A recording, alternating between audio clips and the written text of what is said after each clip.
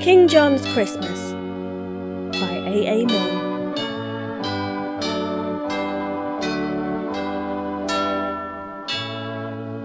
King John was not a good man. He had his little ways, and sometimes no one spoke to him for days and days and days.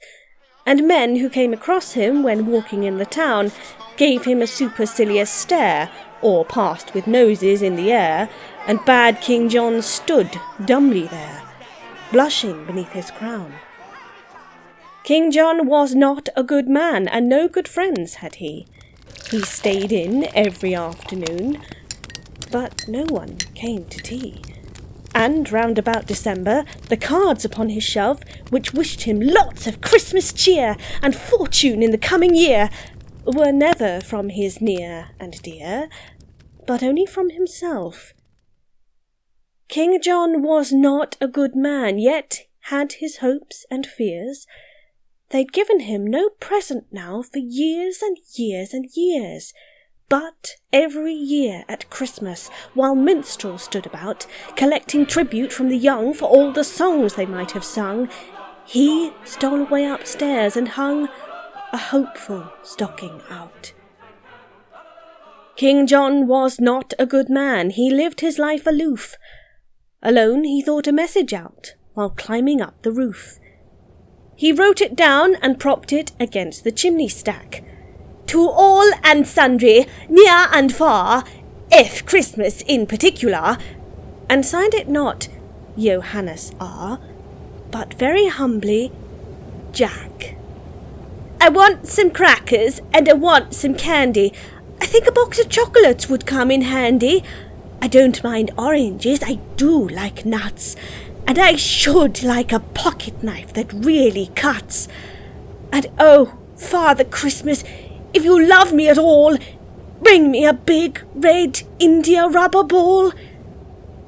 King John was not a good man. He wrote this message out and gat him to his room again, descending by the spout. And all that night he lay there, a prey to hopes and fears. I think that's him coming now. Anxiety bedewed his brow. He'll bring one present, anyhow, the first I've had for years. Forget about the crackers, and forget about the candy.